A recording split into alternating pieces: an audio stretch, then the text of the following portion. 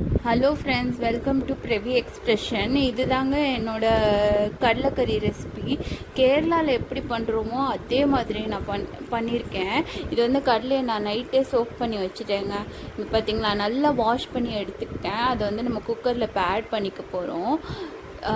இது வந்து நான் ப்ரௌன் கடலை தாங்க யூஸ் பண்ணியிருக்கேன். உங்ககிட்ட பிளாக் சன்னா இருந்தால் கூட பிளாக் சன்னா யூஸ் பண்ணிக்கோங்க. நான் என்ன கலர் மட்டும் தான் டிஃப்ரென்ஸ், பட் என்கிட்ட பிளாக் சன்னா இல்லை, ஸோ நான் வந்து ப்ரௌன் சன்னா யூஸ் பண்ணிக்கிட்டேன். இது கூட வந்து நம்ம சால்ட் ஆட் பண்ணிக்க போகிறோம். மஞ்சத்தூள் ஆட் பண்ணணுன்னா கூட நீங்கள் மஞ்சத்தூள் ஆட் பண்ணிக்கோங்க.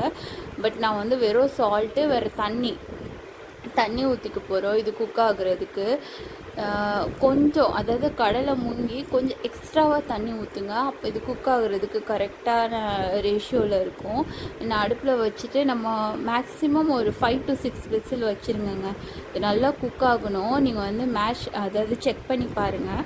குக் ஆகிடுச்சின்னா ஓகே. அப்படியே சில கடலை குக் ஆகலைன்னா நீங்கள் எக்ஸ்ட்ரா 2 விசில் வச்சுக்கோங்க. இதுங்க மார்னிங் டீ குடிக்கலன்னா எனக்குலாம் எனர்ஜியே வராது, ஸோ நான் வந்து டீ சைடில் வச்சுக்கிட்டேன். இப்போ பார்த்தீங்களா, விசில் உங்களுக்காண்டி நான் வெயிட் பண்ணி எடுத்திருக்கேன்.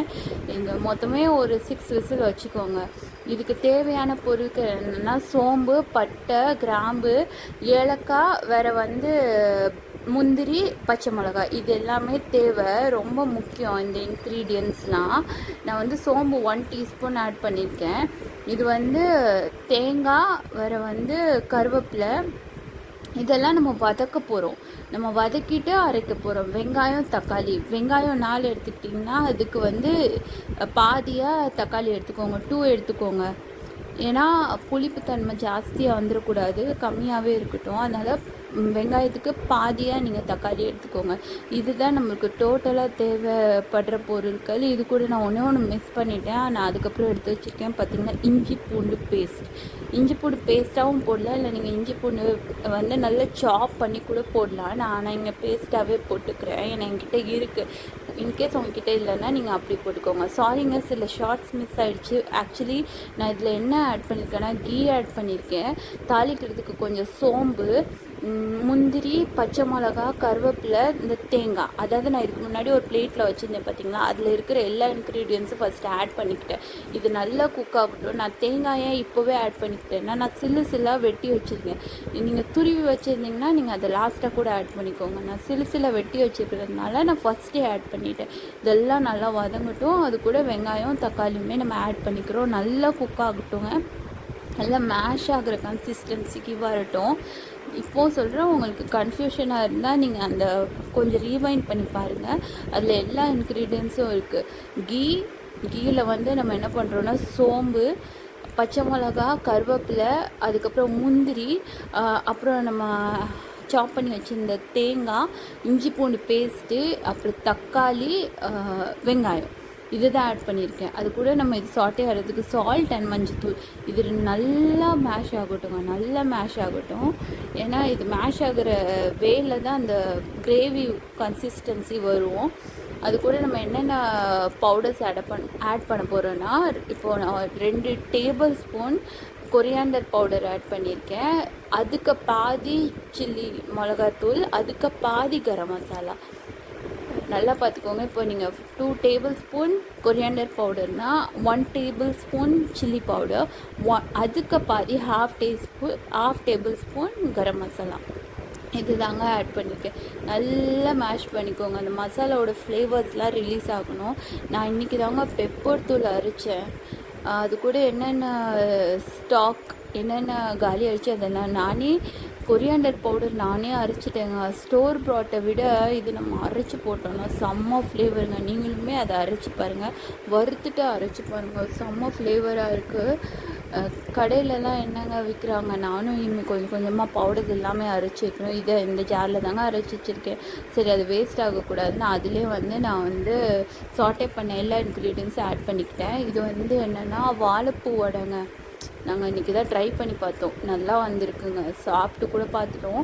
வெளியெல்லாம் கிறிஸ்பியாக, உள்ளே வந்து அவ்வளோ சாஃப்டாக இருந்துச்சு. இப்போ இதை நம்ம அரைச்சிட்டு வந்துடலாம். இந்த சைடு பை சைடு ஒரு வேலையாக பார்த்ததாங்க ஸ்கூலுக்கு லேட் ஆகுது, அதனால் ஒரு வேலையை நான் வந்து கம்ப்ளீட் பண்ணிகிட்ருக்கேன். இங்கே வந்து ஸ்டவ்வில் நம்ம யாருக்குமே சாட்டே பண்ண பேன் இருக்குல்ல, அந்த பேனை வந்து வச்சிடலாம். ஏன்னா அதுலேயே நம்ம கிரேவியும் செஞ்சிடலாம். தேவையான அளவுக்கு எண்ணெய் ஆட் பண்ணிவிட்டு இது பார்த்திங்கன்னா நம்ம அரைச்சிட்டு வந்த இந்த மசாலா செம்மையாக நல்லா வந்திருக்கு. சோம்பு ஆட் பண்ணிக்கிறோம். எண்ணெயில் வந்து சோம்பு ஆட் பண்ணிவிட்டு அதை நல்லா வறுத்ததுக்கப்புறம், அதாவது ஃப்ரை ஆனதுக்கப்புறம் நீங்கள் வந்து நம்ம கிரைண்ட் பண்ணி வச்சு இந்த பேஸ்ட் ஆட் பண்ணிக்கோங்க. இந்த ஜாரில் இருக்கிற பேஸ்ட் கூட வேஸ்ட் பண்ண மாட்டேங்க. அது என்ன தண்ணின்னு பார்த்தீங்களா, அது வந்து நம்ம வந்து சன்னா வந்து வேக வச்சோம்ல, அந்த தண்ணி தான். நீங்கள் அந்த தண்ணி ஊற்றிட்டு நீங்கள் வந்து மிக்சியில் ஒரு டைம் இப்படி கிரைண்ட் பண்ணுங்கள். அது வந்து அந்த மசாலாவும் தண்ணியும் மிக்ஸ் ஆகிடும். வேஸ்ட்டே பண்ணக்கூடாது. ஸோ நான் வந்து எல்லாமே ஆட் பண்ணிடுவேன். அந்த ஜாரில் இருக்க மூடியில் இருக்கிற மசாலா கூட நான் வேஸ்ட் பண்ணுறதில்ல, எல்லாமே ஆட் பண்ணிடுவோம் நாங்கள். அது ஒரு நல்ல ஃப்ளேவர். அந்த தண்ணியோடு நீங்கள் வந்து குக் பண்ணிடுங்க. அட் த சேம் டைம் நீங்கள் ஒரு டைம் மசாலா போட்டுட்டு, அதாவது அந்த பேஸ்ட்டை போட்டுட்டு திருப்ப அது குக் ஆனதுக்கப்புறம் இன்னொரு தண்ணி ஊற்றிட்டு அப்படிலாம் வேணாம், அது கூடவே ஆட் பண்ணிக்கோங்க. இது என்ன நான் பண்ணுறேன்னா, சைட் பை சைடு சன்னா போட்டுட்டு அதில் நான் அந்த குக் பண்ண எக்ஸ்ட்ரா தண்ணி ஆட் பண்ணி இதையுமே ஒரு பேஸ்ட் மாதிரி நான் கிரைண்ட் பண்ணிடுறேன். ஏன்னா இந்த பேஸ்ட்டை நம்ம ஆட் பண்ணோன்னா கிரேவிக்கு ஒரு திக்னஸ் கொடுக்கும். யாருக்குமே தேங்காய் ஒரு திக்னஸ் கொடுக்கும். வேறு இந்த சன்னா போட்டு அந்த பேஸ்ட்டையும் நீங்கள் ஆட் பண்ணிங்கன்னா அதுவுமே ஒரு நல்ல திக்னஸ் கொடுக்கும் அண்ட் டேஸ்ட் கொடுக்கும். அதனால தான் நான் மெயினாக அரைச்சி போட்டிருக்கேன். இன்ஸ்டன்ட் எங்கள் வாழைப்பூ வடை பார்த்திங்கன்னா ஃப்ரை ஆகிட்டுருக்கு. நான் அந்த பேஸ்ட்டு கூட ஆட் பண்ணிட்டேங்க. சாரி, அந்த ஷார்ட் எடுக்க முடியல. ஆக்சுவலி நான் ரொம்ப ஹரிபரியில் சமைக்கிறதுனால எனக்கு கரெக்டாக ரெண்டுத்தையும் பேலன்ஸ் பண்ண தெரியலங்க. ஒன்ஸ் எடிட்டிங் பண்ணும்போது தான் எந்தெந்த ஷார்ட் மிஸ் ஆகுதுன்னே எனக்கு தெரியுது. பட் ஓரளவுக்கு மேனேஜ் பண்ணுறேங்க. இப்போ நம்ம வந்து குக் பண்ணி வச்சுருந்த சன்னாவுமே ஆட் பண்ணிக்கலாம். நான் நிறைய சன்னா போடல, கம்மியான சன்னா தான் யூஸ் பண்ணியிருக்கேன். ஏன்னா ரொம்ப சன்னாவாக இருந்தால் கூட அது எங்களுக்கு செட் ஆகாதுங்க. அதனால் கம்மியாக சன்னா போட்டுட்டு கிரேவி வந்து நம்ம நைட்டு வரைக்குமே சப்பாத்திக்கோ இட்லிக்கோ தோசைக்கோ சாதத்துக்கோ எல்லாத்துக்குமே நல்லாயிருக்கும். நீங்கள் கிரேவி டேஸ்ட் பண்ணிவிட்டு சால்ட் கம்மியாக இருந்தால் சால்ட் ஆட் பண்ணிக்கோங்க. இந்த டைமில் குக் ஆகிற டைம்லேயே ஆட் பண்ணிக்கோங்க. லாஸ்ட்டில் ஆட் பண்ணுறதுக்கு அந்த குக்கிங் டைம்லேயே நீங்கள் ஆட் பண்ணிட்டீங்கன்னா அது வந்து டைல்யூட் ஆகிடும். அதனால தான். இப்போ நம்ம கிரேவி ஆல்மோஸ்ட் ரெடிங்க. இது என் சைடில் நான் வந்து பச்சை மிளகா போட்டுக்கிறேங்க. அதாவது சப்பாத்தி கூடயோ சாதத்துக்கூடயோ இந்த கிரேவி ஆட் பண்ணி சாப்பிடும் போது அந்த பச்சை மிளகா கடிச்சு சாப்பிட்டா அது ஒரு சொர்க்கங்க, செம்ம டேஸ்ட்டாக இருக்கும்.